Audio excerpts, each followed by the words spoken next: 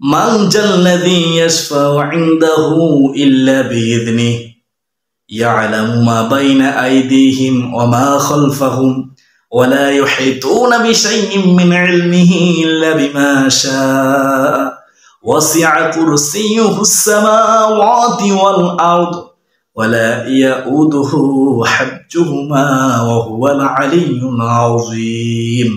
আলহামদুলিল্লাহ। আল্লাহ গো, তুমি আমাদের প্রত্যেকের আমলনামায় প্রতি হরফের বিনিময়ে 10টি করে নেকি দান করো। আল্লাহুম্মা আমিন ইয়া আরহামার রাহিমিন। যারা পারেন আপনারা আয়াতুল কুরসি পড়ে ঘুমাবেন ইনশাআল্লাহ। তো তারপরে আপনারা ওই অবস্থায় ডান কাত হয়ে শুবেন। ঘুমানোর পূর্বে ডান গ্লাসে ডান হাত রেখে আপনারা এই দোয়াটি পড়বেন। দোয়াটি পরে ঘুমিয়ে যাবেন। আল্লাহুম্মা বিসমিকা আমুতু ওয়া আহইয়া। আমরা কি দোয়াটি পড়ি?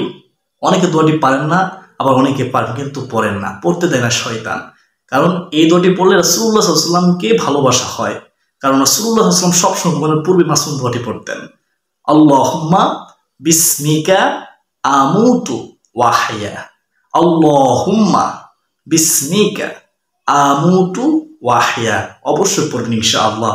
এভাবে পড়ে আপনি ঘুমিয়ে যাবেন। তো এভাবে যদি আপনি ঘুমাতে পারেন, তারপর রাতে যদি আপনার হঠাৎ ঘুম ভেঙে যায়, কোনো কারণে আপনার যদি ঘুম ভেঙে যায় অথবা আপনি যদি জাগ্রত হন, তাহলে নামাজের জন্য আপনি যদি জাগ্রত হন, তখন ওযু করতে হবে না। আপনি বিছানায় শুয়ে শুয়ে সাথে সাথে আপনি এই দোয়াটি পড়বেন। বুখারী শরীফের মধ্যে এই দোয়াটি রয়েছে। এই দোয়াটি সম্পর্কে রাসূলুল্লাহ সাল্লাল্লাহু আলাইহি ওয়াসাল্লাম সুসংবাদ দিয়েছেন, এই দোয়াটি পড়ে ক্ষমা চাইলে আল্লাহ তাআলা ক্ষমা করবেন, যা চাইবে তাই দান করবেন, এবং 2 রাকাত নামাজ পড়লে তার নামাজও কবুল করবেন। সুবহানাল্লাহ। আমি সংক্ষেপে বলেছি। প্রিয় মুসলমান ভাই বোনেরা, সেই দোয়াটি হচ্ছে, খেয়াল করুন, একেবারে সহজ, পারবেন, অবশ্যই পারবেন। লা ইলাহা ইল্লাল্লাহু ওয়াহদাহু লা শারীকা লাহু লাহুল মুলকু ওয়া লাহুল হামদু ওয়া হুয়া আলা কুল্লি শাইইন কাদির ওয়ালহামদুলিল্লাহি ওয়া সুবহানাল্লাহি ওয়া লা ইলাহা ইল্লাল্লাহু আল্লাহু আকবার ওয়া লা হাওলা ওয়া লা কুওয়াতা ইল্লা বিল্লাহ। এই হচ্ছে দোয়াটি। তারপরে রাসূলুল্লাহ সাল্লাল্লাহু আলাইহি ওয়াসাল্লাম বলেছেন, তারপর বলবে আল্লাহুম্মা গফিরলি, আল্লাহুম্মা গফিরলি, হে আল্লাহ আমাকে ক্ষমা করে দাও। তারপরে 2 রাকাত নামাজ পড়বে উত্তম ওযু করে। তার নামাজও কবুল করা হবে, তার দোয়াও কবুল করা হবে।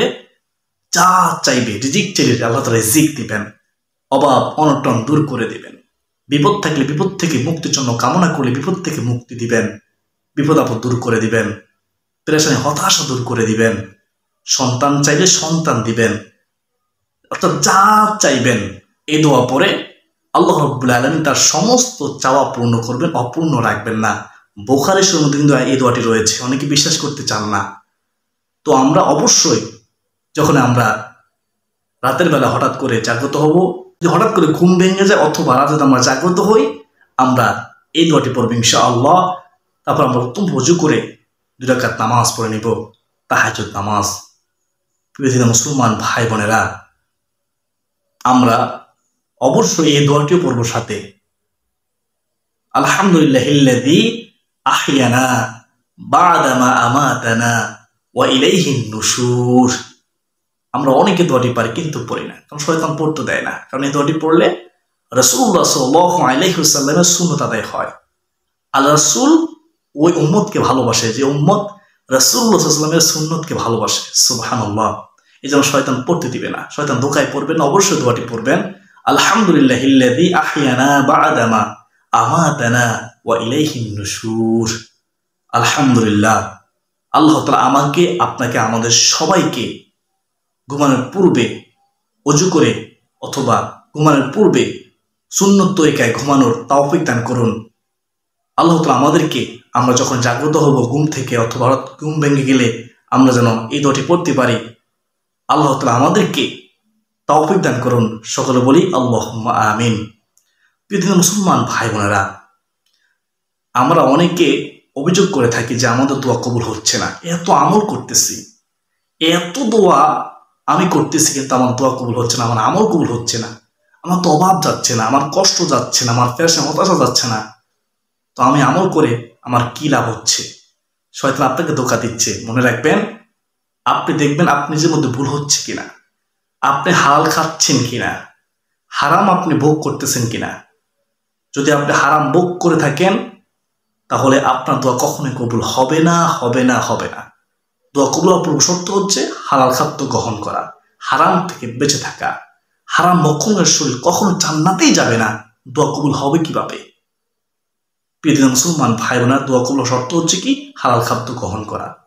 তো আমাদের উচিত হবে হারাম থেকে বেঁচে থাকা, সুদ থেকে বেঁচে থাকা, ঘুষ থেকে বেঁচে থাকা, অপরের হক নষ্ট করা থেকে বেঁচে থাকা, এতিমের সম্পদ আত্মসাৎ করা থেকে বেঁচে থাকা। তাহলেই আমাদের দোয়া, আমাদের আমল আল্লাহ তাআলা কবুল করবেন।